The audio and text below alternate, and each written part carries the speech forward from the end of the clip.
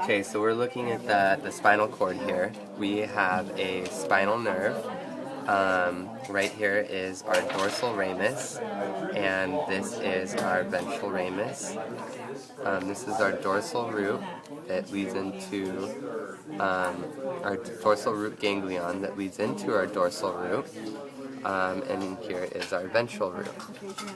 Right here, our ventral root actually is coming out of our anterior horn here. We have our lateral horn, and then we have our posterior horn. And going into the posterior horn is the dorsal root. Now, this is sensory going in, being processed, and then motor coming out. So dorsal root is sending sensory in through the posterior horn, and it's coming out of the anterior horn, out of the ventral root, into the body, sending out a signal, a motor signal.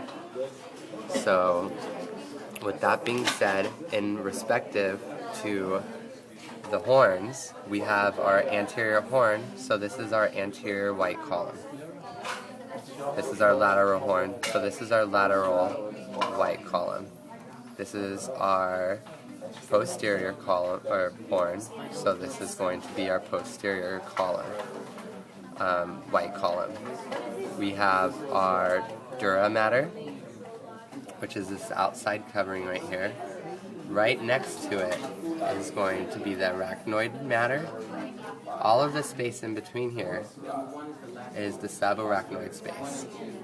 And then all this stuff surrounding the white columns is the pia mater. We have our central canal, and then our gray commissure.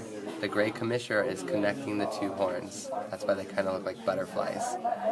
Then we have our anterior anterior medium fissure, and then we have our posterior